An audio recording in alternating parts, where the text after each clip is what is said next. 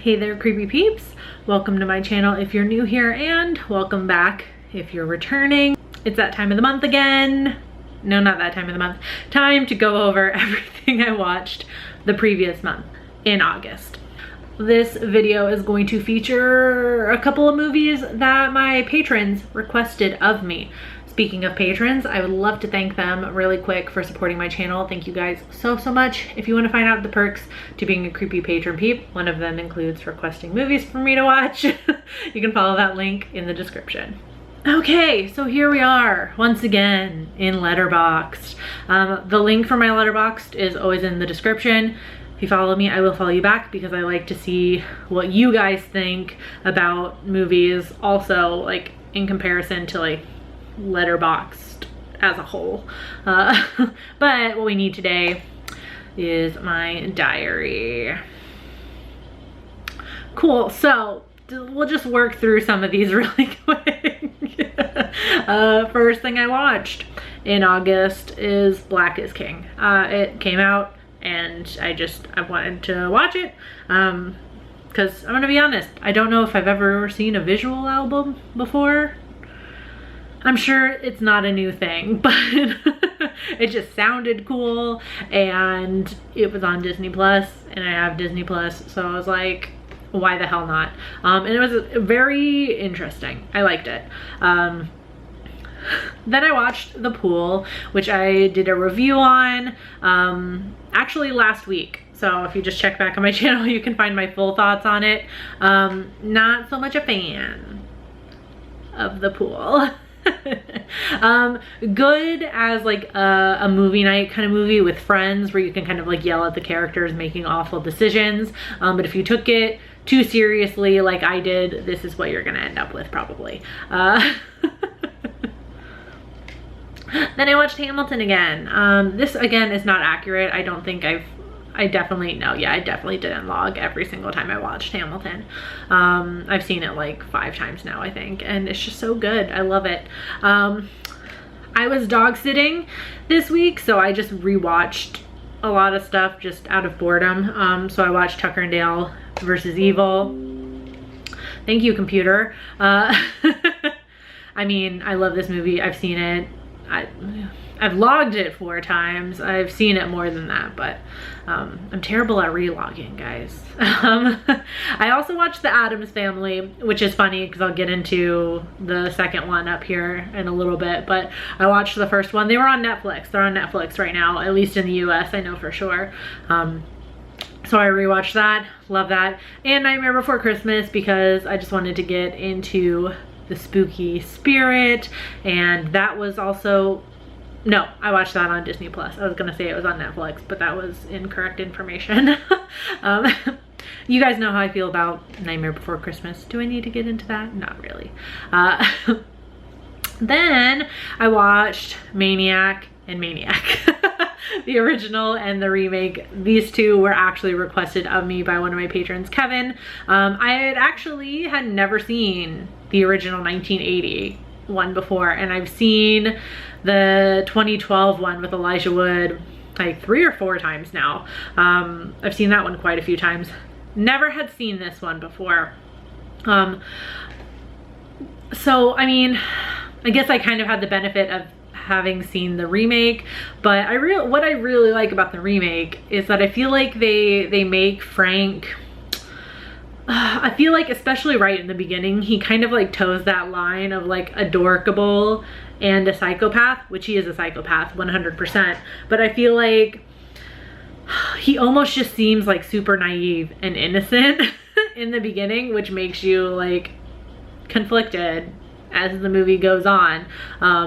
Like in a good way, like it just makes you uncomfy because you don't completely hate him, or at least I don't at the beginning, mind you. I'm not endorsing serial killers here. I feel like this one, Frank was just like 100% psychopath the whole time, so I didn't really feel that like almost endearment that I had for Frank in the remake, at least in the beginning. Then I watched a few things that are just not horror movies in here. Well, I guess, I don't know, depending on how you want to think about it, Immigration Nation could be a horror movie. This is a documentary that's on Netflix. It's about ICE. I think it's six episodes, hour long each. I ended up watching them all in one night because I just could not stop. And it's gonna make you really mad. It will perhaps open your eyes to certain aspects of like immigration in the United States, and yeah, highly recommend. Then I watched Addams Family Values, which was actually a movie night movie with my patrons. We have 2 movie nights a month at the top tier, and one of my patrons suggested Addams Family Values. Danny, I'm gonna shout you out because she really loves Debbie in that movie, so she gave us like her little like TED talk about why Debbie is awesome, and it was super fun. Obviously I've seen this movie a million times. 2 other movies that have nothing to do with horror. Carol is just one of those that like, I feel like everyone was talking about this in 2015, and it's on, was it on Netflix? No, I don't remember. I watch a lot on Netflix and Amazon Prime Video. It's on one of those. Actually, I could probably tell you. Hold on. It was on Amazon that I watched it. Okay. Thank you, Letterboxd. Based on a book, which I haven't read, of a completely different name. I think it's like The Price of Salt? Something like that. Something about price and salt. I know those are in the title. It was good. I liked it. Not horror. Then I watched Disclosure, which is another documentary that's on Netflix about like trans visibility in media, like in movies and television. So if you're a fan of media, movies and television, which I feel like all of us here are, would highly recommend. Then I watched Random Acts of Violence, which I did a review on. Was an okay movie. What really rubbed me the wrong way was the director's statement. I feel kind of bad that ended up being like my entire review, was just like reacting to that, but it really just threw me for a loop when I read that, and it just rubbed me the wrong way. So I'm not gonna apologize for, you know, getting a little bit annoyed at that. That's just how I reacted to it, but yeah. Then I watched The Hunt and Black Christmas, which were our 2 movies for Does This Offend You this past month. I'll link the playlist up here if you want to go back and watch that episode. I think it was a really good episode. I know I say that every month about Does This Offend You, but I love it so much. Honestly, it was a really good episode, so just go watch it. Then I watched The Rental. This one was requested of me by Azul. Go off, Dave Franco. This is his directorial debut, like feature film directorial debut, and I feel like it was just a really solid, kind of slower burn movie. I saw a review, I don't know if it was here or if it was somewhere else, that said trying to do for motels what Psycho, you know, trying to do for Airbnb what Psycho did for motels. Gosh, I really wish it was here, so I could have quoted it directly and not butchered it. But yes, kind of like Psycho-esque, but for Airbnbs. I really liked it because it's kind of like a topical thing everyone was talking about a couple years ago, with like hidden cameras being found in Airbnbs and hotel rooms. There are countless YouTube videos about that and how easy it is to like hide cameras places, like in shower heads and, you know, other creepy places you can watch people. So I feel like it takes that concept and plays around with it. There's a lot more to the movie than just that, but it's really good. I liked it. I thought it was super solid. I liked the characters a lot, especially at the beginning, which makes you feel some type of way when stuff starts happening to them and they start making like awful, terrible decisions that make you want to hate them. Really good. My girl Allison Brie's in it. I mean, solid directorial debut. Then I watched The Cleaning Lady, which was recommended to me, or requested of me, sorry, by Heather, one of my patrons. This one was something. I feel like the cover almost has nothing to do with the movie. I mean, it does and it doesn't. I don't know. You don't ever really see this image in the movie, which kind of threw me for a loop. But I thought it was pretty good.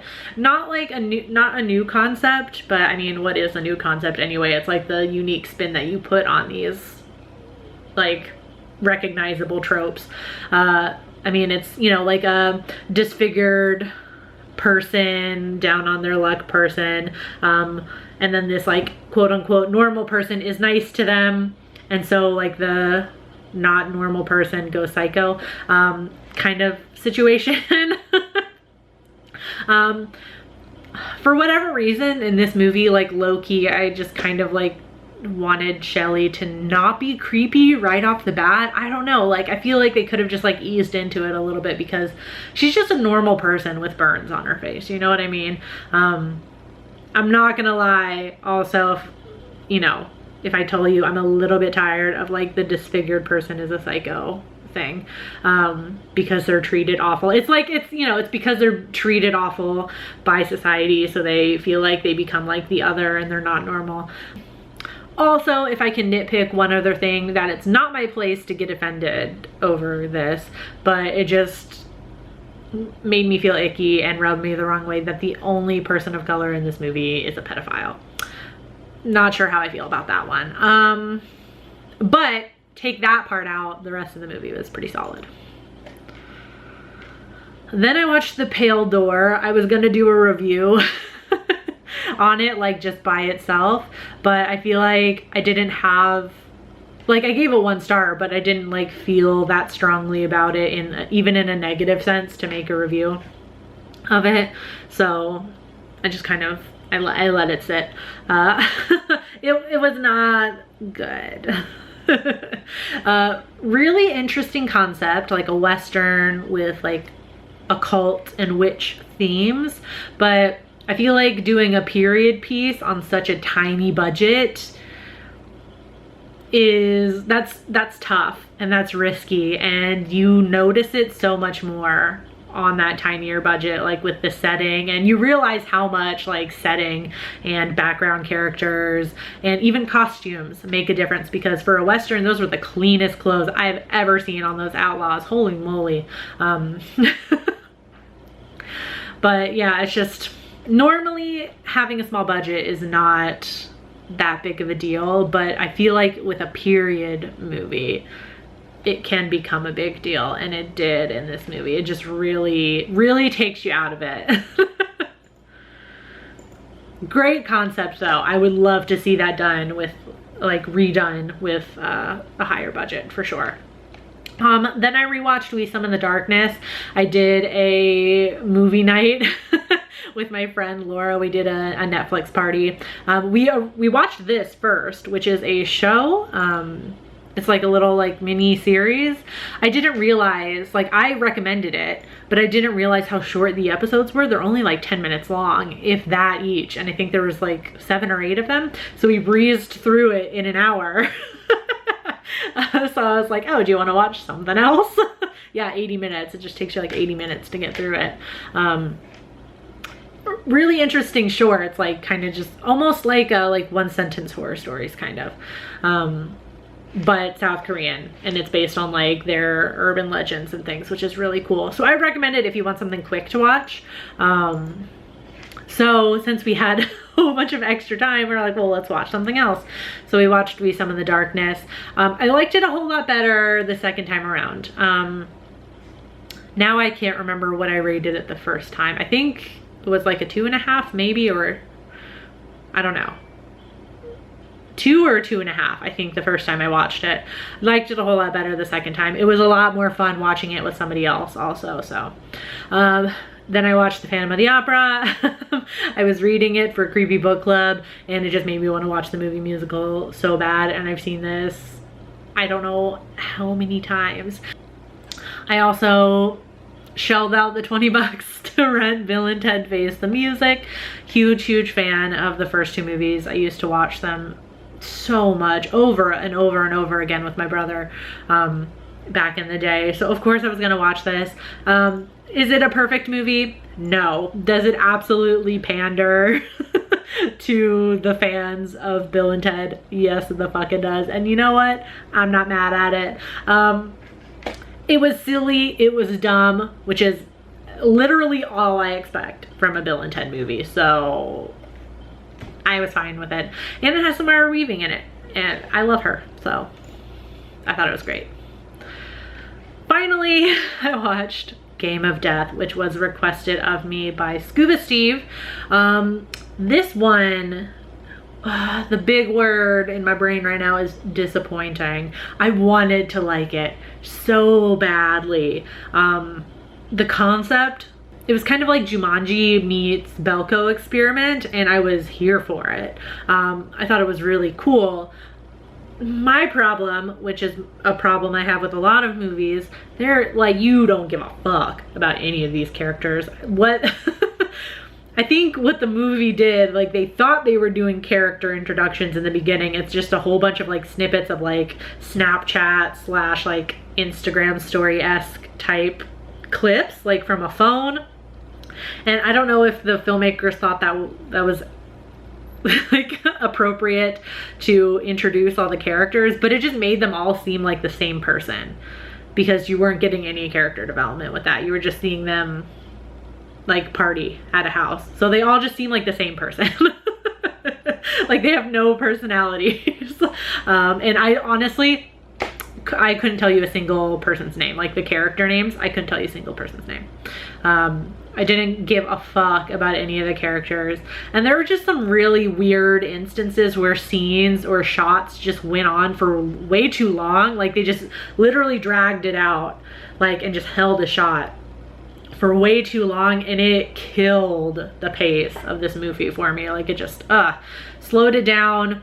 And I don't know, I think they were trying to say something about like social media. I think at the end, one of the characters has like this big long monologue out of fucking nowhere about death and if you matter or not, which I was so confused when she was giving that monologue. Like, is she telling us that we should die? I'm confused. Yeah, I was disappointed. The concept was really cool, and so I was a little bit sad that I didn't like it that much. The gore was really good though. That's mainly where these 2 stars came from, is the gore. I can't log this on Letterboxd, but Scuba Steve also recommended a show, American Gothic, which actually I was supposed to talk about last month. I had watched like the first 2 episodes and I was gonna give my thoughts on it, but then I just wanted to know what happened, so I watched the entire show, which is only 1 season, 13 episodes. I thought it was really good. Drawn into the characters immediately. Family drama with a serial killer. I liked it. I guess it's a little bit disappointing that there's only 1 season. I would have liked at least 1 more. I think they could have done 1 more and just told like a really solid story, but they did a really good job of like answering the questions you wanted answered with season 1, but left you with like an eensy bit of a cliffhanger, which you know, I'm not gonna lie, it does work on its own. Like, if we never ever see another season of American Gothic again, which I don't think we will, I'm fine with the way it ended, and I'm fine with the little bit of cliffhanger they left. Like, it's almost like a novel, you know, like it leaves you with a little bit of unsettledness at the end, which I liked. That's everything I watched this past month. Really proud of myself. I kept it under 30 minutes this time. Good job, Vicky. So let me know some of the things you watched this past month in August, like what were your favorites that you did, or anything like you read that you really liked this past month. Yeah.